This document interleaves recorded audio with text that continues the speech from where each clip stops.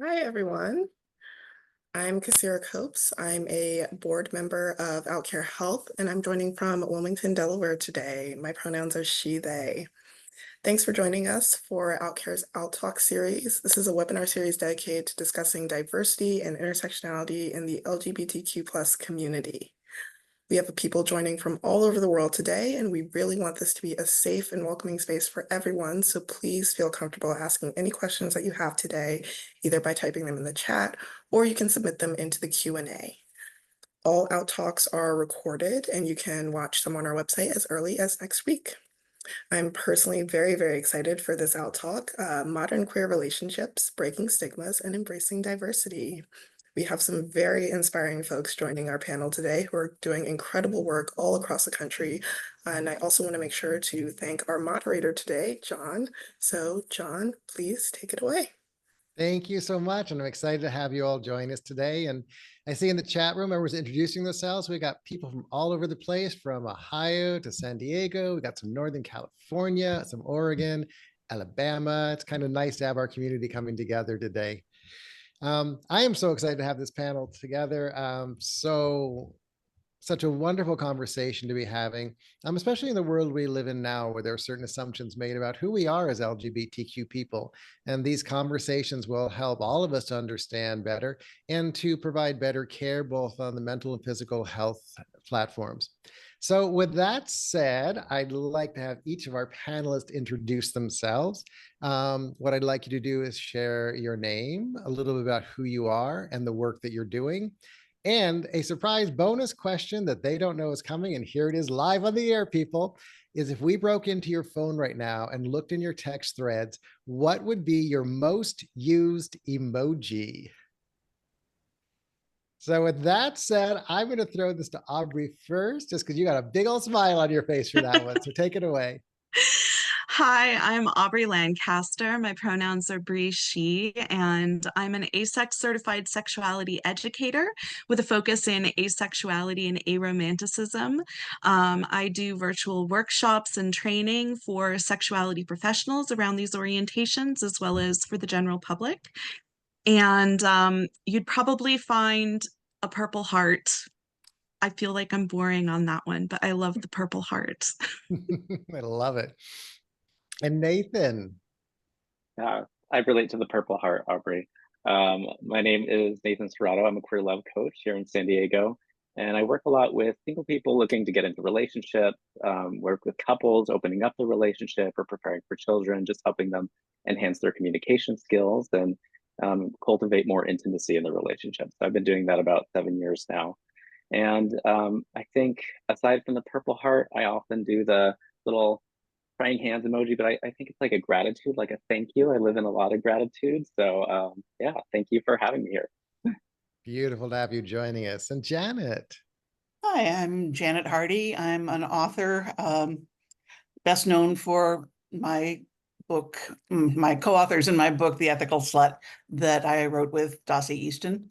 I live in Eugene, Oregon. I am genderqueer, bi, celibate these days, but not asexual, probably aromantic at this point. And old. I think that's my primary sexual identity these days is old, which means I don't use emojis much because I'm old. Okay, well, let you slide with that one. Okay. Hi, everyone. My name is John Sovek, and I am your host moderator today. I'm a therapist in Pasadena, California, and I specialize in working with LGBTQIA plus kids and their families during the coming out process. I am also an author, Janet. My book is Out, A Parent's Guide to Supporting Your LGBTQIA Kids Through Coming Out and Beyond. And it's been quite a journey being out there in this world, especially today, trying to get the message of support out for our communities.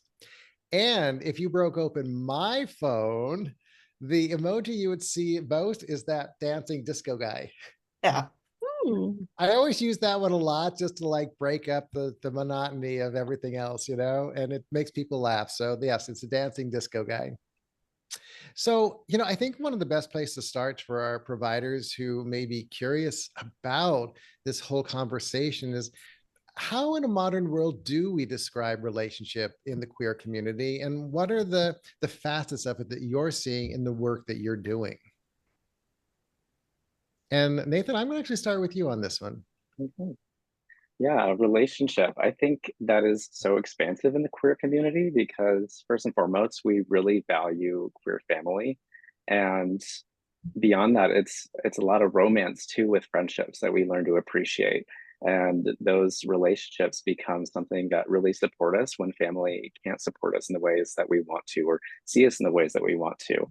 So I see relationship as really expansive beyond romantic or sexual. It's really, just about being with other humans and being seen for who you are. Yeah.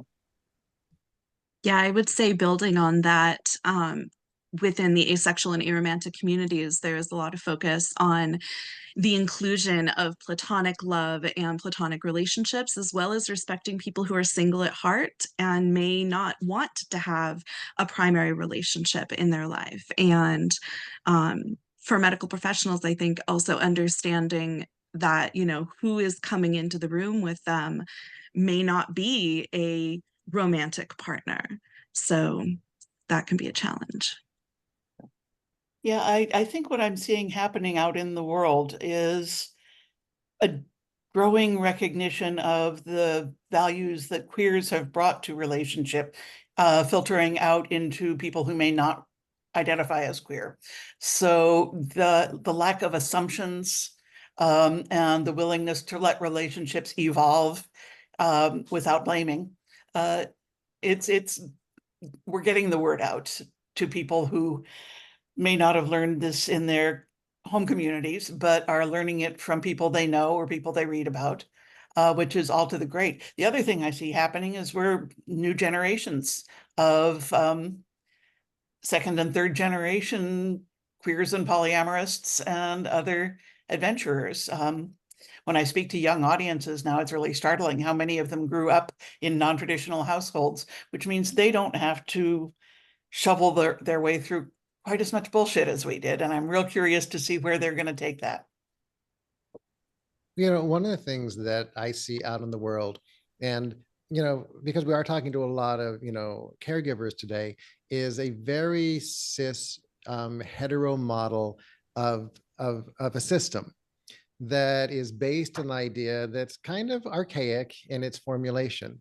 If I look back as a young queer man, I would look around me to my cis straight friends and see that they had this model, this is what you do. You go through high school, you maybe go to college, you meet the person of your life, you get married, you have kids, you get dogs, and then you just keep repeating that cycle.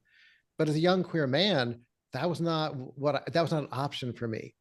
And so what so many of us in our community had to do is we had to create our styles of relationship. We had to become the relationships that we wanted to have in our life. And I think that's a really powerful thing to understand when you look at the most basic level of intake forms in a lot of medical conditions. Ask married, single, divorced, widowed. Yeah. So that most basic level of access to care sits in that very old cis hetero model. And I just think that's something to encourage our clinicians as we're starting this conversation to be aware of those structures that are so strongly embedded in our society. In the polyamory community, that's called the relationship escalator. And it's really tough. We all grew up on, well, my generation, Ozzie and Harriet, future generations, Modern Family or whatnot. We grew up with this very specific model of what relationships are supposed to look like. And those of us who look at those and feel a little panicky have to redesign things kind of from the ground up. I was in San Francisco a few years back and standing in line at a coffee house and there by myself at the time, so eavesdropping on the people around me. And there was a couple of gay men standing behind me, young gay men. And one of them was talking about an amazing first date he'd been on the night before that had ended up with the two of them making out. And he said, "I'm really worried. I mean, this was our first date. What if he thinks I'm a slut?" At which point I couldn't be quiet any longer. And I turned around and said, Okay. Number one, he was making out with you too. So if you're a slut, so is he. You're well suited. And B, what has the world come to that a 60-something bisexual woman has to tell a 20-something gay man that it's okay to kiss on the first date?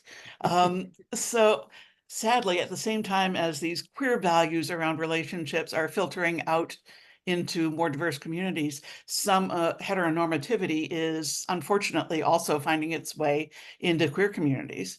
And that scares me and worries me and makes me unhappy. Aubrey and Nathan, anything you would add to this part of the conversation? I think No, that when we talk about the expectations that get placed on us in those situations, that there's a lot of that expectation of what that relationship must include. That for some people, the idea that in order to have love, you have to be willing to have sex, or in order to have sex, you have to be in love, or that if you want to have a committed partnership, you have to have sex and be in love. And, there's these expectations and these markers that some people just don't relate to, and therefore they feel completely excluded, or they feel that this is something they have to keep within, like if somebody's asexual, that they have to only date somebody who's asexual, because there's all this judgment if they were to be in a relationship with somebody who isn't ace. So and as someone growing up from a very conservative household, very religious, we get that dogma instilled in us that there's one way to have a relationship. And so I'm really grateful for spaces like this, and for books like yours, Janet, where it provides a framework of how to create relationships that might work for you and your inherent nature. And so I really appreciate just all of the work that queer leaders and educators are doing to make that possible.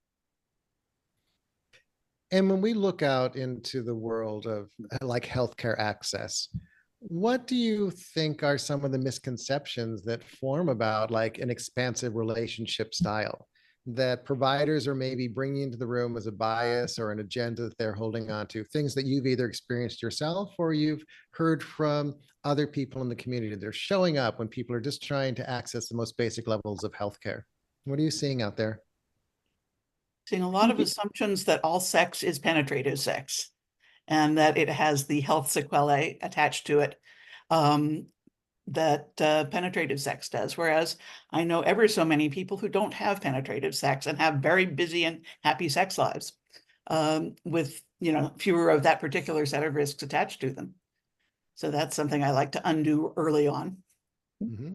And assumptions on what holes are being penetrated as well. So Also when you true. go in and do these tests, We have it's so like, many of them.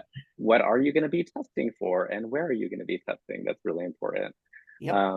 I think a bigger one that I notice in my hometown, at least, is even just the existence of these expansive relationships. And so when you go in there asking for certain type of healthcare, certain tests, there's a lot of questions. Why would you need that? Or for what reason could you possibly want to get on PrEP? Or are you in a relationship? And so these assumptions that kind of sex has to happen within a committed container. So it's just accepting that that we exist here. So being able to affirm and believe your patient. If a patient says that they're asexual, don't go immediately into, have you had your hormones checked? Or a medicalization of the experience. Similarly, if they say they're asexual and they are in a committed relationship, you don't want to assume that they are, not having sex, because asexual people may or may not engage in sexual activity. And similarly, if they say they're not having penetrative, sex, or they're not having any sort of sexually arousing activities, to also believe them. And there can be a tendency to doubt those answers. And adding on to that, that it's not a condition you're coming to the provider for. It's just a part of the fabric of who you are as the person visiting the doctor. Right. Because the other thing that I hear from a lot of people is the idea that finding a doctor that maybe you open up to about an expansive relationship experience, it can often have a very salacious energy suddenly enter the room. that you can almost feel it from the doctor. It's like, oh, you're part of a polyamorous relationship, you're part of a quad, oh, you have an open relationship. Well, what, like, you can feel this odd salacious energy come into the room. And I think as providers, that is once again checking in on one's own bias and agenda as to being informed as to what this might actually be in real life. I And also to add to find, that, oh, go ahead. go ahead.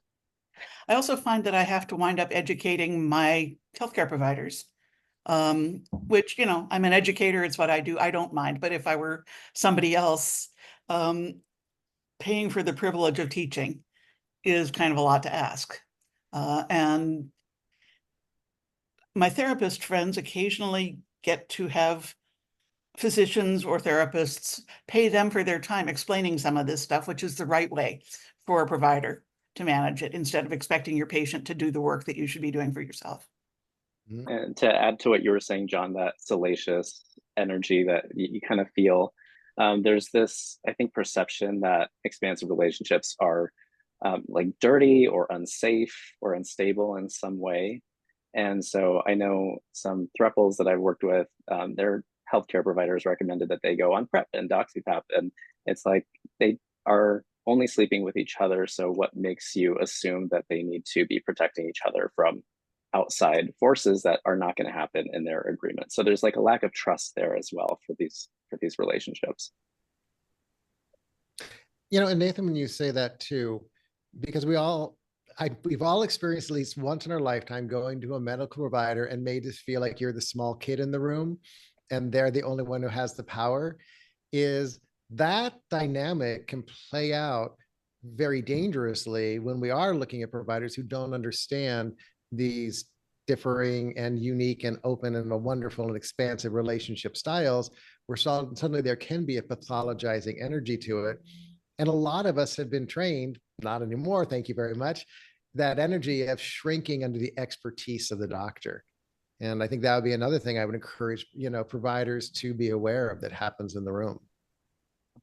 And it's really unfortunate because I know Janet's saying a lot of the times that they have to advocate for themselves. And I've had to do that in doctors' offices. And unfortunately, a lot of queer youth haven't built up the confidence to do that. So it's important that they know that that's okay. And more importantly, that doctors are educating themselves on these types of relationships. So I find it useful to have certain tools available. ASEC, for one, has the Declaration on the Dignity and Rights of Asexual Individuals, and I actually saved that link in my phone, and I recommend that to people who are going to a new provider or who are potentially going to come out to their provider, because there is a very low rate of coming out to providers within asexual and aromantic spaces. But to have that ready in case there is some sort of invalidation or they aren't familiar with that, to have something that says, look, here is a professional organization that recognizes this as a valid orientation. GLMA has that as well.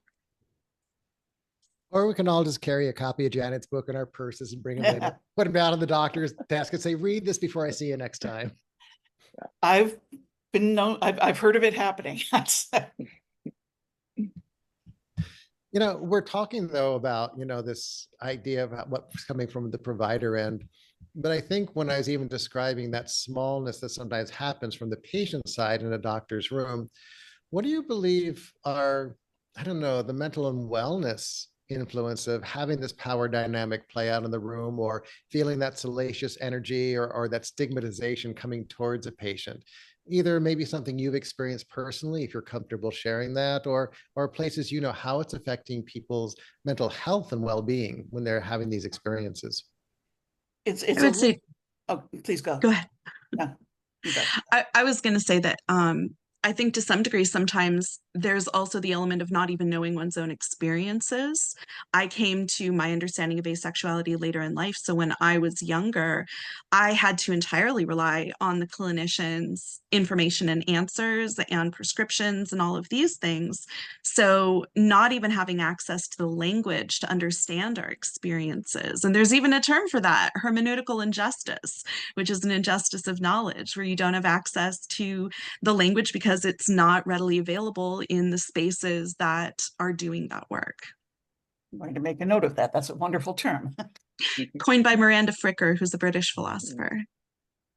I think it's the unfortunate journey of queer people in a heteronormative world, is constantly facing these structures or institutions that have them questioning who they are as individuals. And so when you're going in there and you're feeling like, not as confident, or you feel this level of shame, should I not be feeling this way? Should I not be behaving this way? And I felt it, even though I've been out 15 years, like still in the doctor's office, I still have to question myself, wait a minute, is this right? Is this okay to be doing? And I have to really check in with myself and tap into that confidence to be like, no, this is who I am. This is what I know. And this is what I deserve in terms of healthcare treatment.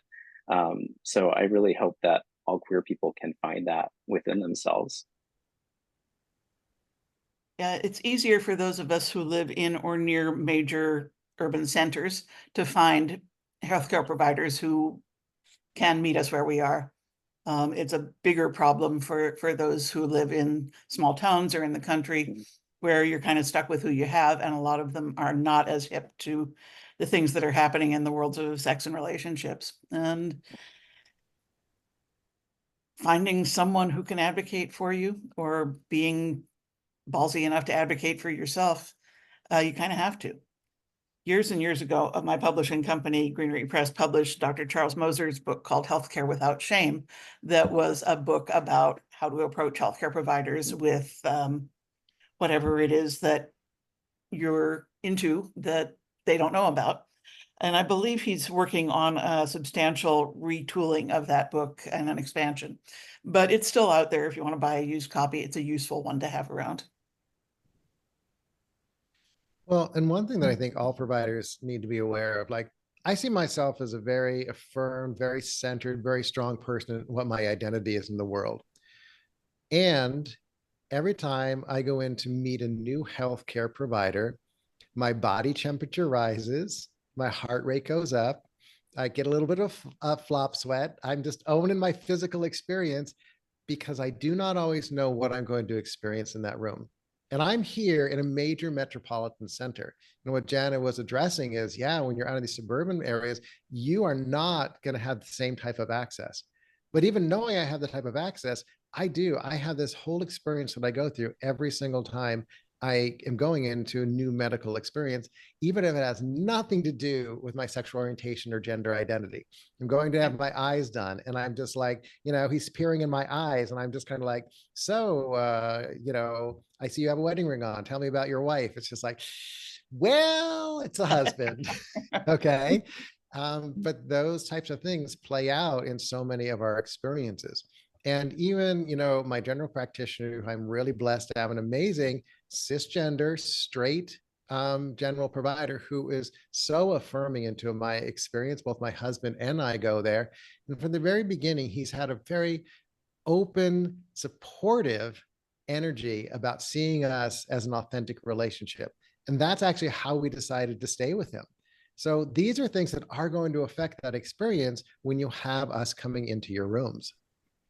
So if we look out into, the practicalities of this. Oh, actually, before I put another question, I want to remind everyone who's listening with us live is that you can ask questions as well too. If you go into the Q&A, you can put some questions in there. Once again, you can already tell we have an amazing panelist group today, and we will do our best to bring the group into that. And with that said, though, oftentimes when we're having these conversations, a thing that comes up is, well, the technicalities of it. And what I mean by that is, as a therapist, even finding the ways to code and bill for couples therapy can be challenging sometimes. A very simple model of how we do billing. We see couples all the time, and yet it still takes a lot of creativity to bill it correctly. So for providers, looking at some of these bigger technical things that may get in the way of care, what are some things that you've identified that you've witnessed out in the community, and maybe creative solutions that you've heard that providers have been able to use to find their way technically through this process of supporting our expansive relationship paradigm? I always know when I see that look on everybody's faces, my question may not have been clear. Was my question clear? It was, but I'm not a clinician, so I don't Same. have anything to say about it, but maybe these folks do. Mhm. Yeah, it's a difficult question to answer without, being in that world very often, but just from personal experience, I think any assumptions that are made about the sex that I have, the partnerships that I have, feel restrictive. So if there are forms that box you in, if that could be a little bit more open-ended, I think that would support everyone. Mhm. I think there's also the element of just having a conversation with the patient and saying, here are my options as to how I can code this in the system.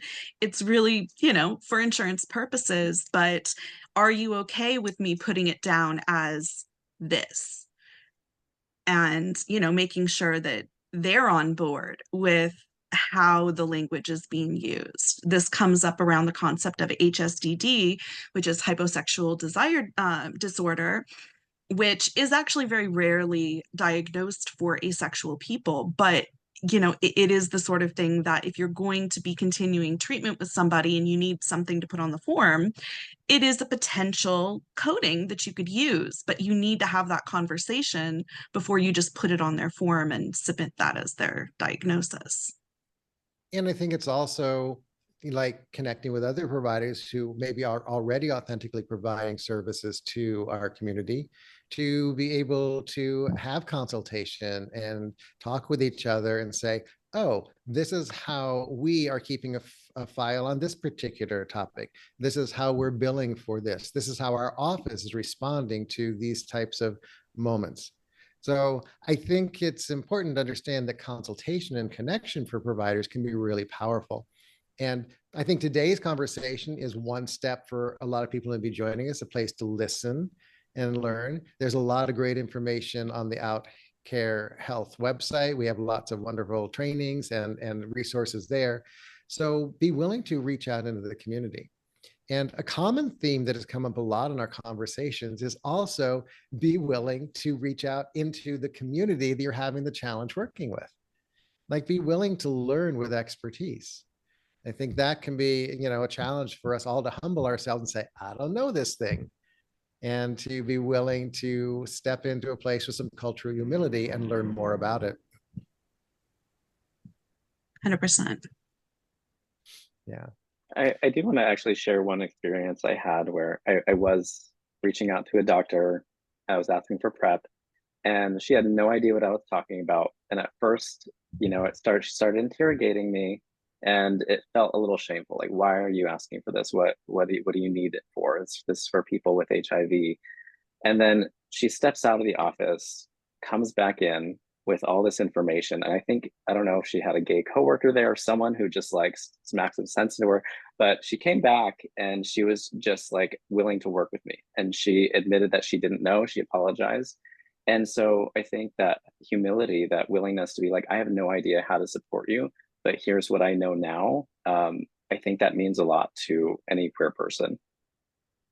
Aubrey, reflecting back on something that you spoke about earlier, the pressure to try and educate on asexuality and aromantic, relationship styles. That puts a lot of pressure on you as someone coming in for, having a mole checked on your back. I mean, you generally won't know that your client is ace or aro, unless it truly is relevant, because they're much less likely to disclose that to providers. If it's on some sort of an intake form, which it rarely is, even that, which is a starting point to consider, to have open line sort of questions on intake forms rather than specific categories to check off, because we're usually excluded from such categories. But yeah, if you don't have, the training and the PowerPoint to go along with it, it could be really difficult to even bring it up. I was actually in for one of the annual checks that they make you do when you're old, and chatting with the nurse, and she asked about my sex life, and I explained that I hadn't had penetrative sex in 20 years.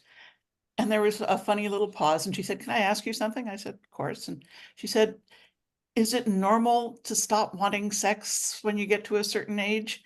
And I said, "Absolutely," and launched into the whole thing and said, if it's bothering you, there's stuff you can do, but if it isn't, it's fine. You are not broken. And when I said you are not broken, it was like the sun came up in her face. This was a nurse. This was a healthcare practitioner herself, and nobody had told her that it was okay. She appeared to be maybe 50, that it was okay at 50 to decide you're done with sex. That there was nothing wrong with her. And it's okay at any age to not want sex. Absolutely. But But what I know about is the those part where you hit changes. 50 or 60 and go, Mhm. enough. And actually providing a respectful contrary to thing that too, also understanding that you could be 60, 70, 80 and still want to have a viable active Absolutely. sex life, which may include if you're a person who's using the apps and going out there and understanding that, once again, this is a viable aspect of who we are as a queer community. Yeah, I think of late we're seeing a lot of good publicity about older people who are having very vital sex lives, because that's the newsy stuff. That's the juicy stuff. But that is often leaving older people who are done feeling like they're broken, like the nurse. So we have to respect all possibilities, which is really what we're all talking about, is just respecting your client for where they are and asking them if they're happy with it. And if not, then you can address it. But if they are, then it's not your problem.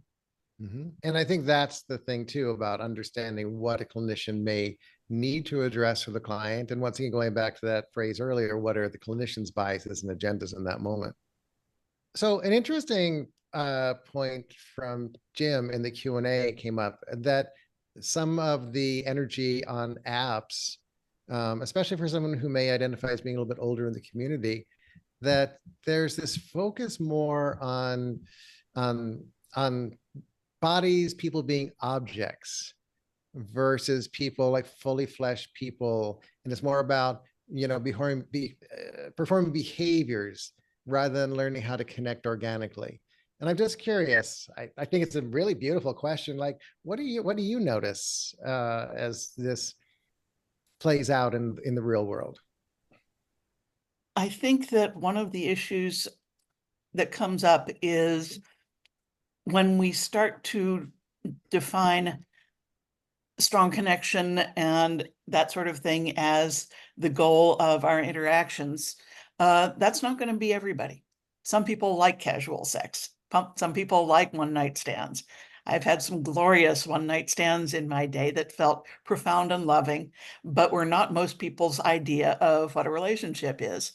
And so I think we need to accommodate all those options without laying morality trips on any one of them, as long as everybody who's in the room is there for the same purpose. Where you run into problems is when person A thinks, "Oh, we're getting laid, that means we're going steady now," and person B is on their way out the door. That's where you have problems. But as long as everybody is clear about their goals and how they're going to get there, awesome.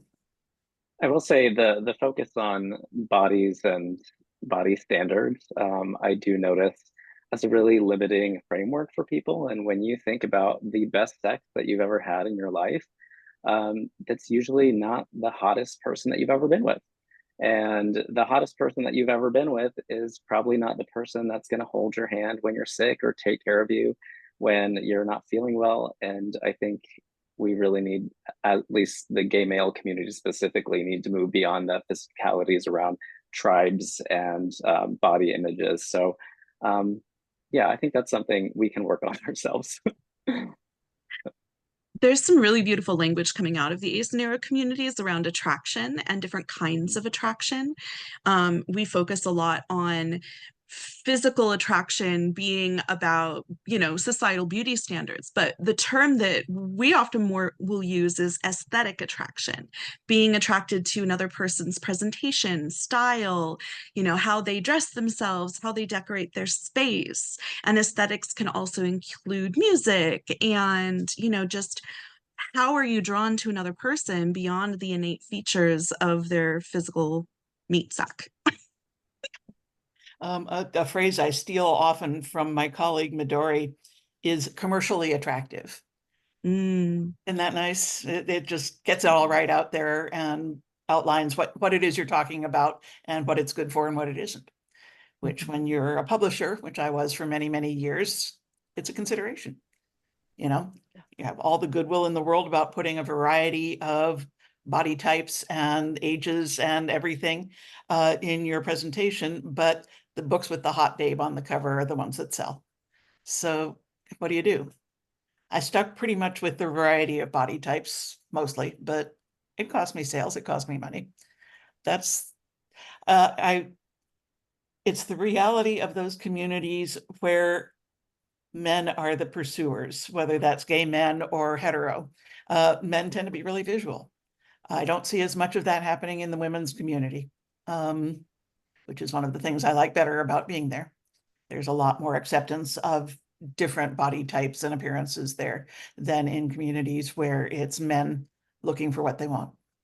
That's a very broad generalization. I get that, but nonetheless, I have found it to be the case. I've lived it and we have a lot to learn from you. So yeah. You know, one thing that Heron brought up in the Q&A, and Heron, I apologize, I'm going to concise your question into part of my languaging. So I hope this gets to the point of what you were trying to bring up. You know, we live in a world that moves so much more quickly now. You know, less than a short time ago, no one had this instant access of their phones all the time and being able to be in any neighborhood and pull up an app and say like, oh, there's someone I could hook up with. How do you think the speed of the world is affecting the forms and styles of queer relationships? Or do you think it is? I think people treat dating like a sprint. Like, I'm going to get onto the app. Is there anybody there that I'm interested in? No, move on. And the fact that so many of them have become these swiping apps where you don't even get the chance to say, I'm going to set this person aside for later. I met my spouse when OkCupid was still owned by the original developers. And it was a much easier way of exploring what's out there and looking at it more as that marathon rather than a sprint. And now that everything is these instant gratification, swipe on, if you don't see the immediate connection, which of course leans heavily into that issue of the physical body rather than understanding anything about the person. The tools that we are given don't support looking for somebody that we have actual interests in common with and compatibility of, what kind of temperature do you like the house set at? Things that you're definitely not going to figure out just by looking another person. The other thing I say, point A is that my primary identity is BDSM, and always has been. The secondary point is I'm old enough that I came out into BDSM pre-internet. And it was hard. It was very hard to find community. In fact, I was living in Sacramento, which, it's a small city. It didn't have anything there. And San Francisco, I knew did, but how do I find those people? You had to go through quite a few hoops to find your people back in the day, which, on one hand, I'm elated that nobody ever has to feel as alone as I did. Or as weird, or like they're the only person in the world who gets off thinking about spanking, which I did. But on the other hand, it makes it so casual. I don't think people value it as much when it's that easy. Does that make sense? I have a bit of a nuanced answer to this because on one hand, I do see really this superficial, like just enhancing this superficial lens in which we look at relationships, and also, oh, these apps are used in a way to pacify loneliness. And so when you feel that loneliness and you just want that dopamine hit, let me just scroll through the apps and hopefully I get a tap or a swipe or a like. And even though you have no intention of actually building something or connecting with that person, that on the plus side to this, those apps, especially growing up in more of a rural part of San Diego, those apps were the only way that I could feel seen and have any connection with a man when I was looking for that. And even apps like Sniffies, as superficial and quick as they can be, I think it's really creating more acceptance when it comes to sexuality within the queer community. So there's still quite a bit of positives to it. I can't knock them down completely. Mhm. Well, and Dustin brings up an interesting point in the Q&A that, a lot of these apps now have lifestyles and intersections. And the question is, I mean, do you feel that people are authentic in those places? Do you feel it's a little bit performative? Do you feel that people are being authentic when they're filling out these qualities that they're searching for? One of the things that I've noticed is that people worry that if they put too much on there, that people will be discouraged from, reaching out to them, which I see as them weeding themselves out. Bingo. Yeah. The fact that you are getting fewer responses means you aren't dealing with the people that probably wouldn't have been a good match down the line. Now, that doesn't mean that, it isn't beneficial to have those conversations and the get to know you stuff. But, sometimes the more that you have on there, the fewer responses you're going to get, and people take that very personally rather than taking their time to recognize that the people that are then going to see that on the profile and go, this is somebody I want to talk to, they're there. It just, you got to give it more time. Yeah. I would agree with that, and just give a little caveat, because my current partner and I, our interests are completely different, and yet we are still compatible. But I would not have, liked him based on his interest in long endurance sports, and he would not have liked me based on my interest in kinks. Like that would not have, on paper, would not have worked. But meeting in person, that's really where that organic connection develops. So just embrace those with a caveat, I would say. Mhm. That's fair. And one of our anonymous attendees put a question, and I think this applies not only for an individual who might be a patient, but also for providers, like from this conversation, maybe to look deeper inside. Like sometimes deconstructing these heteronormative viewpoints is really scary. So the question is like, what advice might you give people, clients, patients, providers that are making an attempt to deconstruct these schemas? What advice would you give them on this journey that they may be beginning with this conversation today? There's this book. That's the advice I give. Actually, we just sent off the final draft to our publisher today on a workbook companion to the Ethical Slut. So that'll be even better next year. Mm-hmm. I can't answer that oh, because I've put my answers to that into the books. So Mm-hmm. yeah, I would second that. Definitely read that book. And when trying to bring these different ideas into these institutions, I would say, like with my history in mediation, is meet those people where they're at. And even if you move the conversation an inch, you're still making so much progress. Like you don't realize the foundation that you're setting for that next generation of workers or people to come in there. So just be okay meeting people where they're at. And lean in with curiosity, give people the agency to describe their own experiences. The language is ever evolving and ever changing and ever expanding. And you're never going to know all of the language that's coming out of these communities. And that's okay, so long as you're able to lean in and go, you know what, I'm not familiar with that term. What does that mean for you? I tell people it's my job to keep up on the terminologies and the slang. I can't do it. I'm on Urban Dictionary 3 times a week because it changes too fast to keep up with. Nobody can do it. So don't feel bad when you can't. And I tell And what that it to means for parents one all the person. time. And what it means for one person, it may not mean exactly the same Yes. thing for another. That. So, And one thing that Nathan touched on, and I think I just want to bring in for all of us is to be gentle with yourself in this process. It's a very high learning curve. And I am immersed in this work. This is part of my identity. Everyone on this panel is immersed in this work. And we have all identified that we have hit our own moments where we've had to do discovery or things got uncomfortable. And I just want to encourage people that it's okay to be uncomfortable.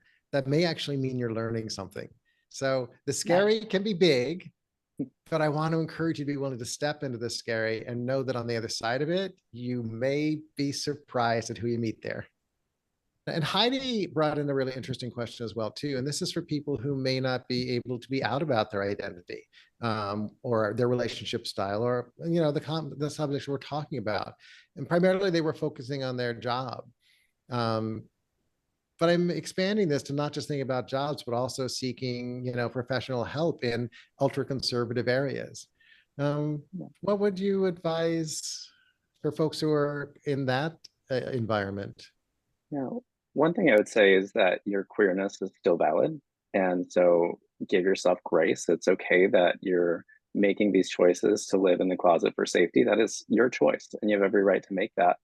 And I would say if you can find those safe spaces where you can be yourself, that is just going to be so supportive for you. So those small communities, online communities, anywhere where you can be seen for who you are. That's one of the things that's changed a lot since the internet is nobody has to feel that isolated anymore. They may be physically isolated from other people like them, but they don't have to be.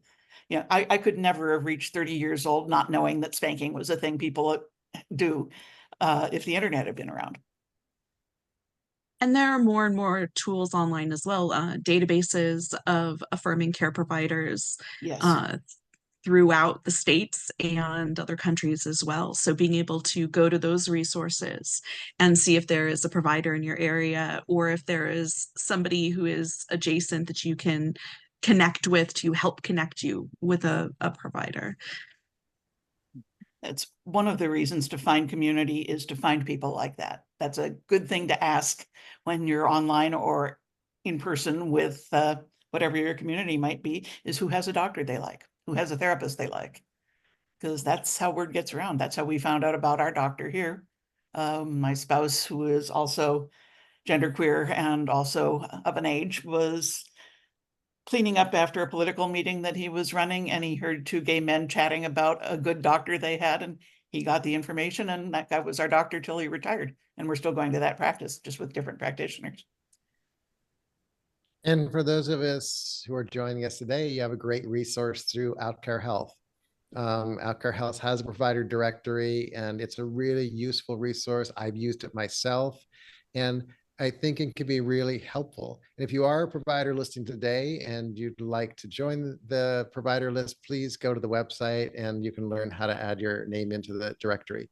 I think it's really powerful. One of the things that's shown up thematically in all of these conversations is often, LGBTQIA+ health is a kind of a do-it-yourself kind of thing.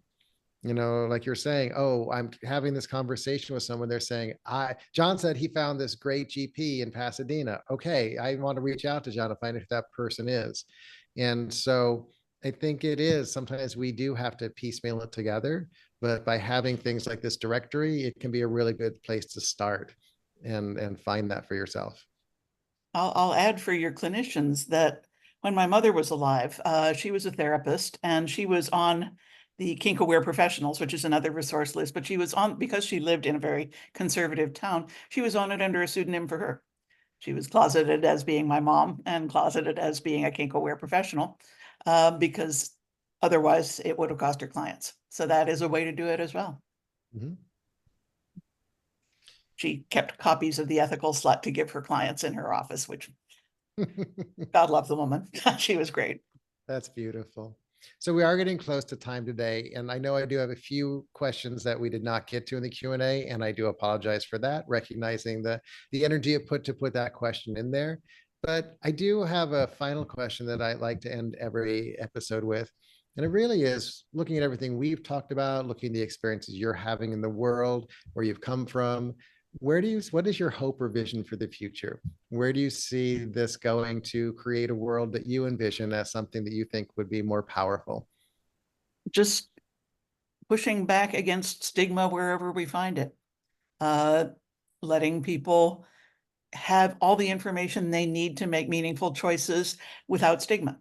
So there's two parts of it. There's education, and there's the sociological part of not making people less than or bad for making the choices that are right for them, and making sure that they have enough information to make those choices intelligently. That's where I want it to be. second that, and would just love to add that people can walk in and ask for their sexual health needs to be met without feeling like their sexuality is dirty or feel ashamed about it, and really be met with curiosity and open-mindedness, minimum. I think to some degree that's also in, like you said, in the education. The future that I see is also in recognizing what kind of power structures have been in play and how we can dismantle some of those mandates that come from those white cis heteropatriarchal expectations that have been placed upon us for a very long time. And listening to the people that come from those marginalized experiences to recognize their lived experience as valid and necessary. Another element of that epistemic injustice comes from testimonial injustice, where people don't believe somebody's testimony of their own lived experience because, again, that is not well known in the general public, or it is suppressed through those power structures. And, there are lots of power structures that need to be addressed within the provider community. And hopefully those of you joining today are going to be able to take the opportunity to question some of those structures and maybe begin to make change in your client-based experience, in your clinic, in your hospital, in your medical school, because that's really part of the mission of what we're here to do at Outcare Health. So I want to thank all of you so much for joining us today. It's been an honor to sit in this space with you and learn and listen from your wisdom and lived experience. And I want to thank all of our people who joined us live. It was amazing to have your input as well. And some of the questions were just so beautiful and powerful. Just to be aware that in about a week, this will be live on live is a bad word. It'll be available on the Outcare Health website, so you can watch the recording of this and have it as a resource for yourself or to share with others. I want to invite all of you who are still with us to also know that next month, September 26th, same time zone, 3 p.m. the West Coast time, 6 p.m. East Coast time, we'll be looking at coming of age, the physical and social changes for gender diverse youth. A really exciting topic, and it's one that I'm very passionate about, focusing on the work that I do in the world. Once again, I want to thank all of you for being here today and joining us, and have a blessed rest of your day and be inspired by the words and the experiences that we all shared with you today. Take care, y'all.